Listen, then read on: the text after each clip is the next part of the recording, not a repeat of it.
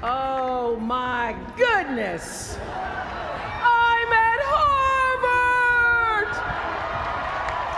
Wow! To President Faust, my fellow honorands, Carl, that was so beautiful. Thank you so much. And James Rothenberg, Stephanie Wilson, Harvard faculty, with a special bow to my friend, Dr. Henry Louis Gates. All of you alumni, with a special bow to the class of '88 and your $115 million.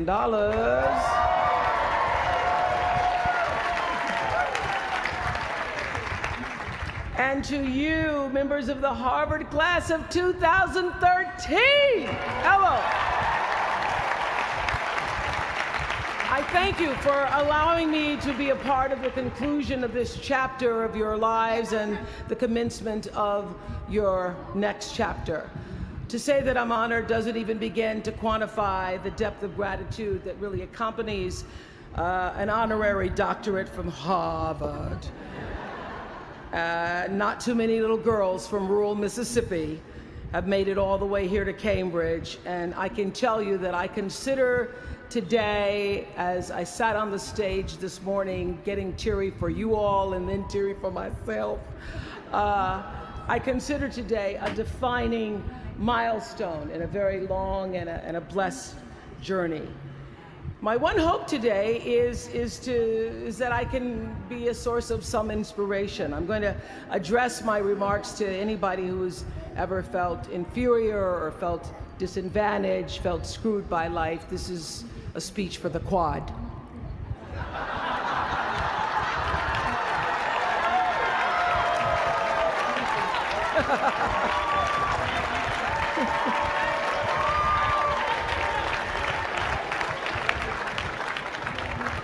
Actually, I was so honored. I wanted to do something really special for you. I wanted to be able to have you look under your seats and there would be free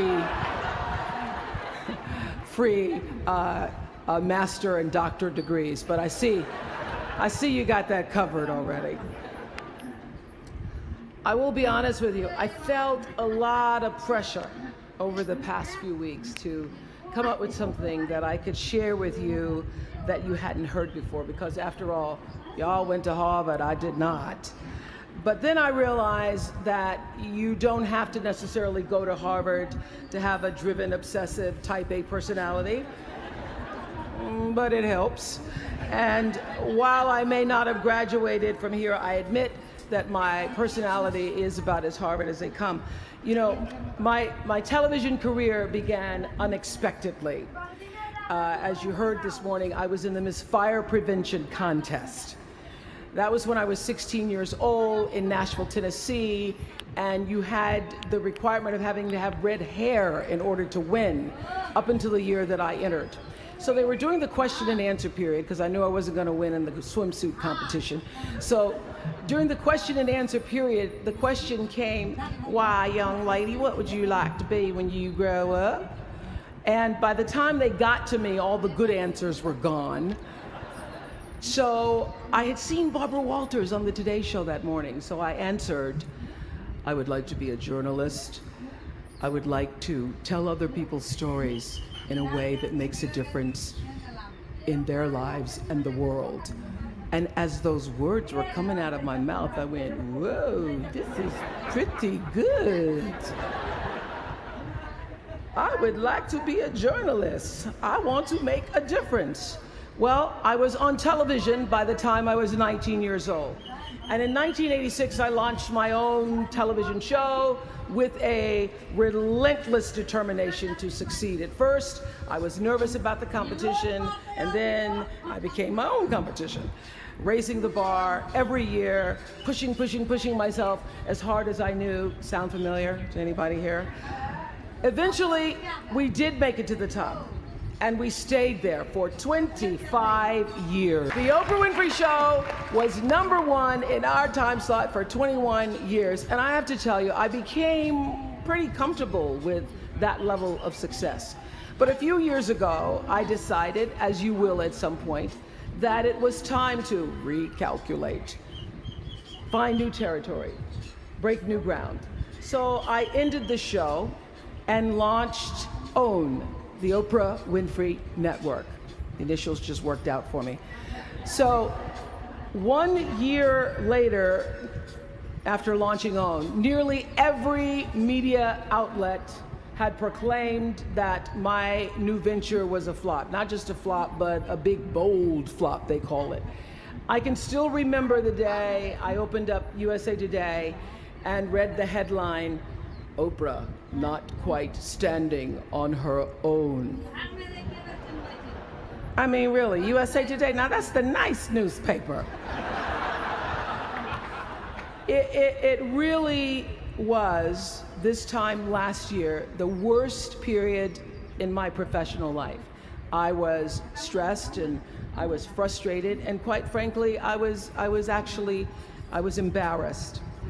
It was right around that time that President Faust called and asked me to speak here, and I thought, you want me to speak to Harvard graduates? What could I possibly say to Harvard graduates, some of the most successful graduates in the world, in the very moment when I had stopped succeeding? So I got off the phone with President Faust and I went to the shower. It was either that or a bag of Oreos. So I chose the shower. And I was in the shower a long time, and as I was in the shower, the words of an old hymn came to me. You may not know it. It's by and by, when the morning comes. And I started thinking about when the morning might come, because at the time I thought I was stuck in a hole. And the words came to me, trouble don't last always, from that hymn. This too shall pass. And I thought, as I got out of the shower, I am going to turn this thing around, and I will be better for it. And when I do, I'm going to go to Harvard, and I'm going to speak the truth of it. So I'm here today to tell you, I have turned that network around.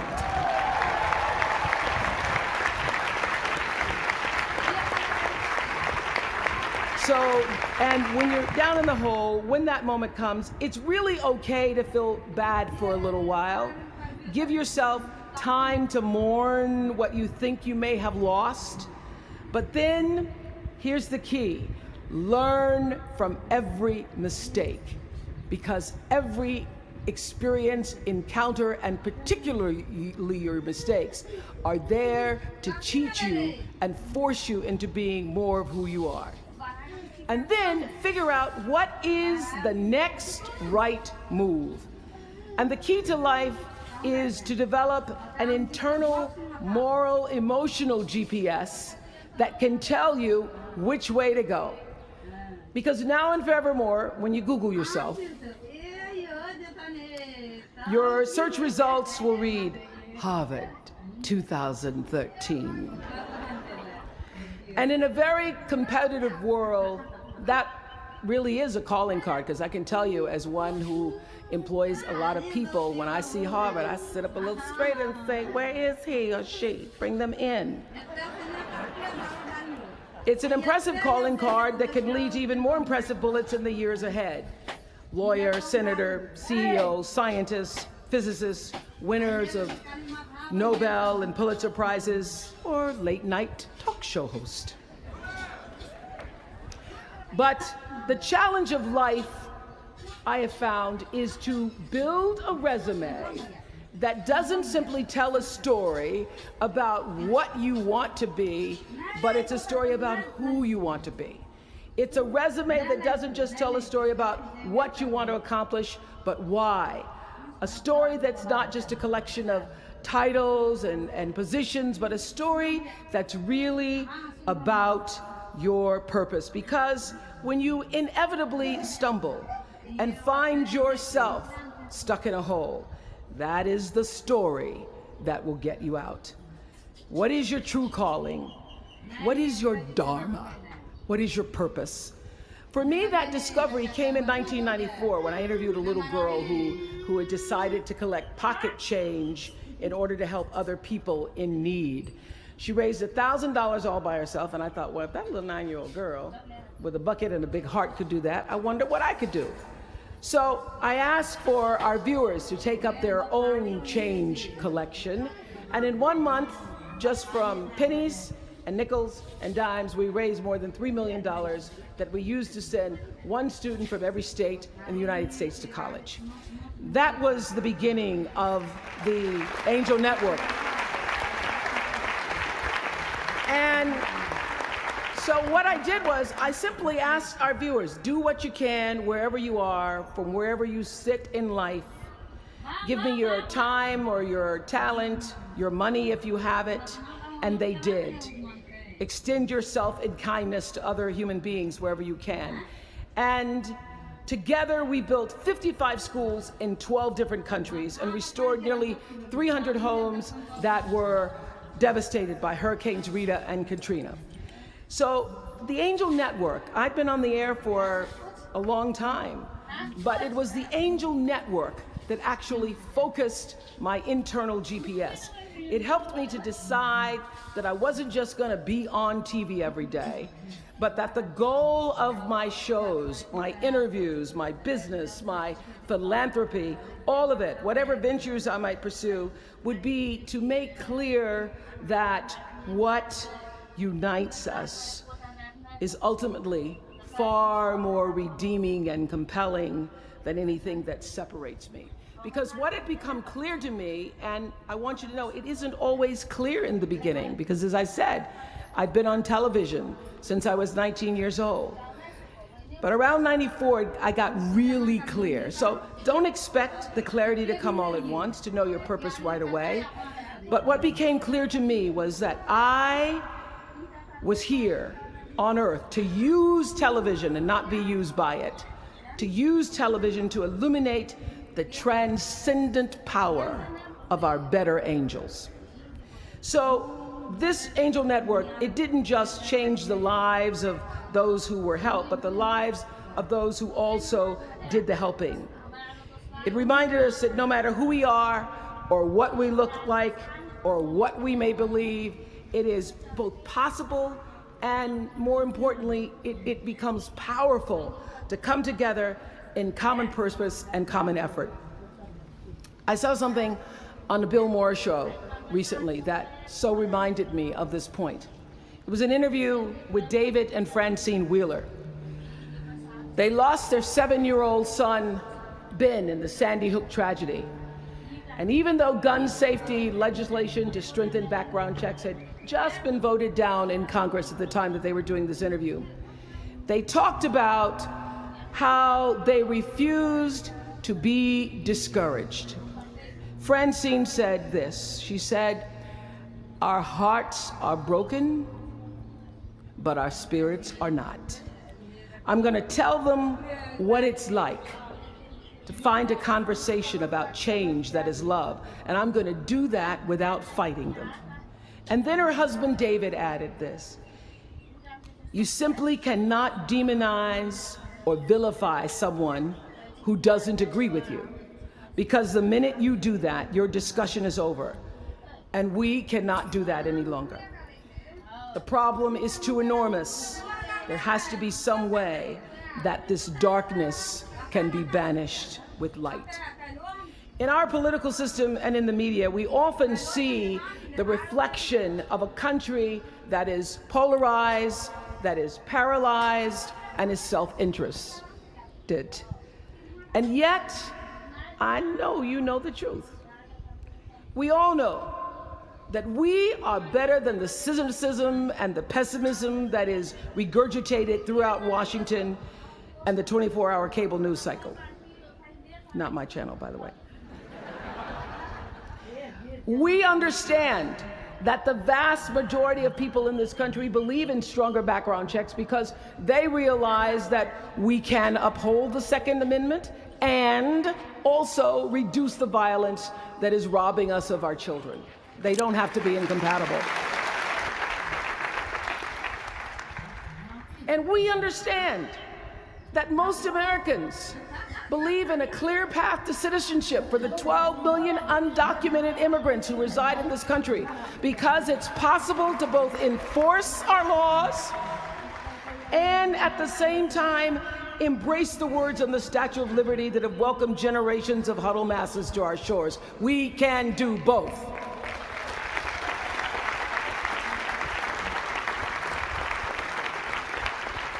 And we understand, I know you do because you went to Harvard, that people from both parties and no party believe that indigent mothers and families should have access to healthy food and a roof over their heads and a strong public education.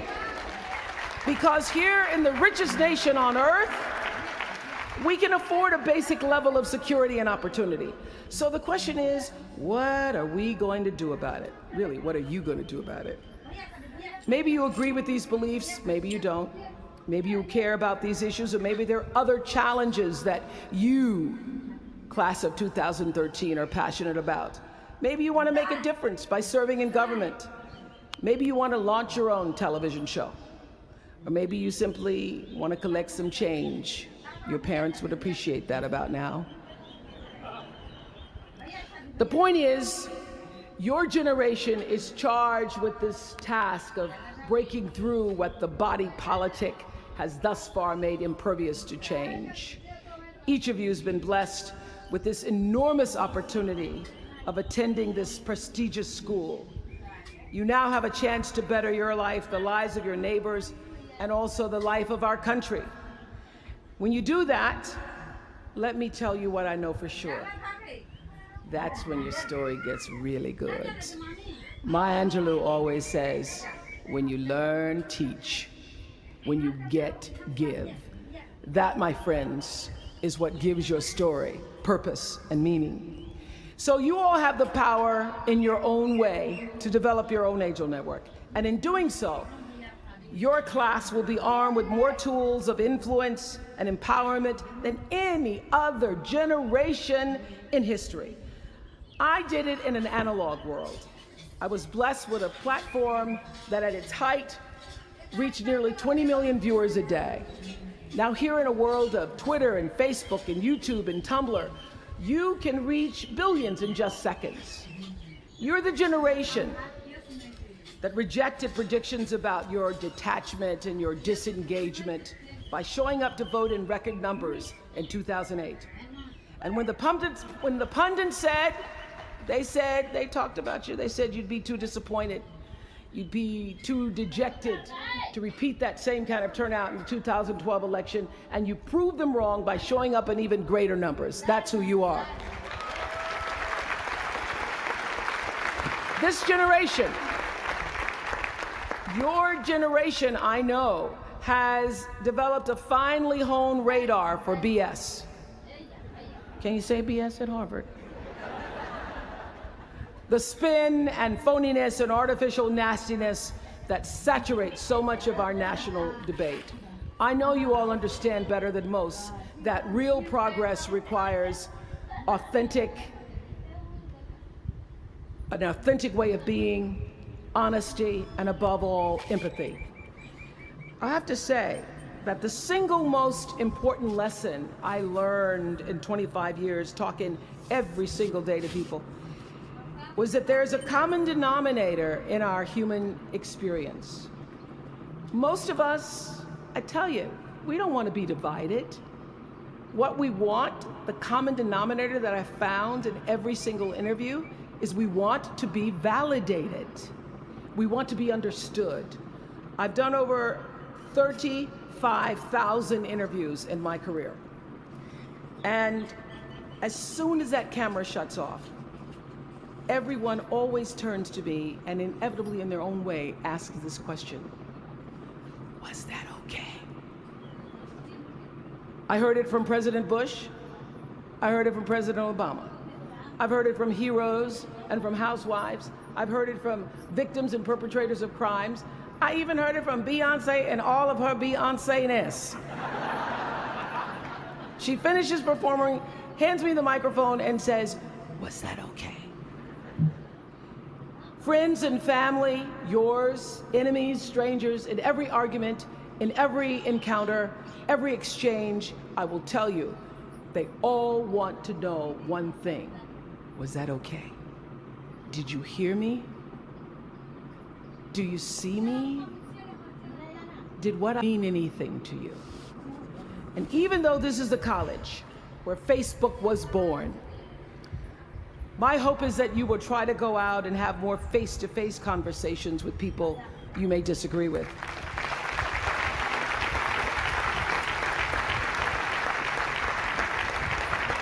That you'll have the courage to look them in the eye and hear their point of view, and help make sure that the speed and distance and anonymity of our world doesn't cause us to lose our ability to stand in somebody else's shoes and recognize all that we share as a people.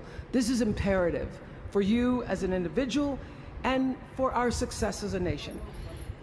There has to be some way that this darkness can be banished with light. Says the man whose little boy was massacred on just an ordinary Friday in December. So whether you call it soul or spirit or higher self, intelligence, there is, I know this, there's a light inside each of you, all of us, that illuminates your very human beingness if you let it. And as a young girl from rural Mississippi, I learned long ago that being myself was much easier than pretending to be Barbara Walters. Although when I first started, because I had Barbara in my head, I would try to sit like Barbara, talk like Barbara, move like Barbara. And then one night I was on the news, reading the news, and I called Canada, Canada. And that was the end of me being Barbara. I cracked myself up on TV, couldn't stop laughing, and my real personality came through. And I figured out, oh gee, I can be a much better Oprah than I could be a pretend Barbara. I know that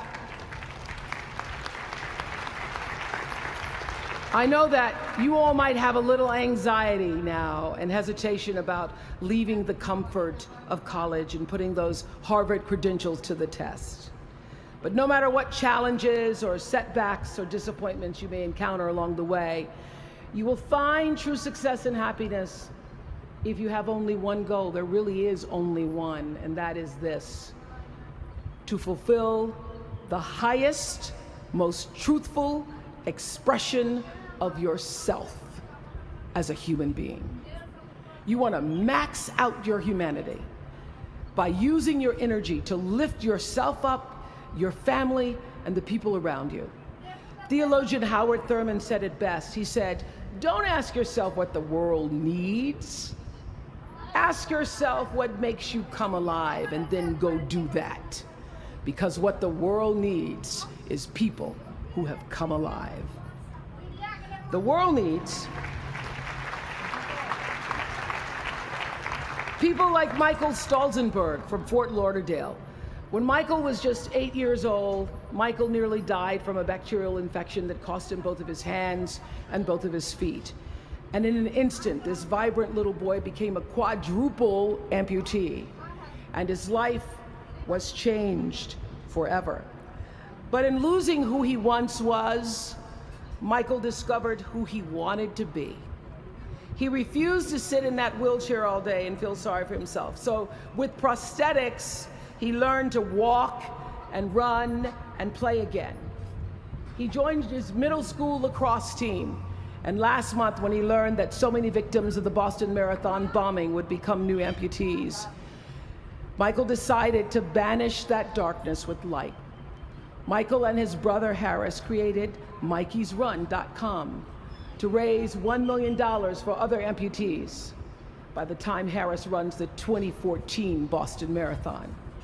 More than 1,000 miles away from here, these two young brothers are bringing people together to support this Boston community the way their community came together to support Michael.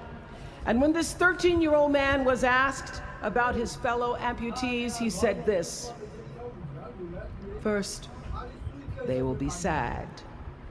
They're losing something they will never get back. and that's scary. I was scared. But they'll be okay. They just don't know that yet. We might not always know it.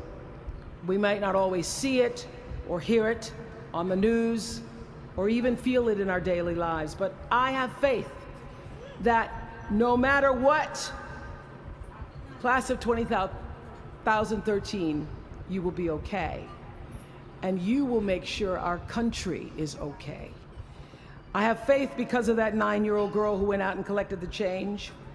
I have faith because of David and Francine Wheeler. I have faith because of Michael and Harris Stolzenberg. And I have faith because of you, the network of angels sitting here today. One of them, Khadijah Williams, who came to Harvard 4 years ago.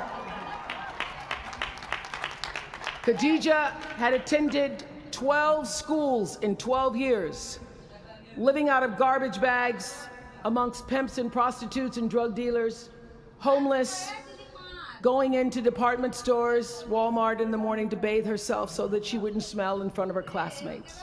And today she graduates as a member of the Harvard class of 2013.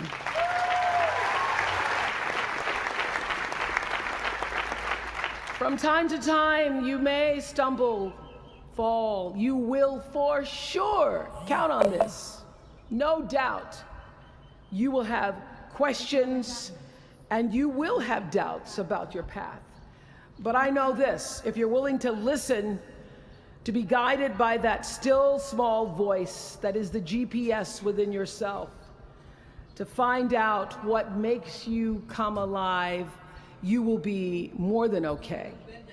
You will be happy, you will be successful, and you will make a difference in the world.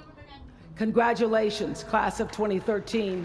Congratulations to your family and friends. Good luck, and thank you for listening.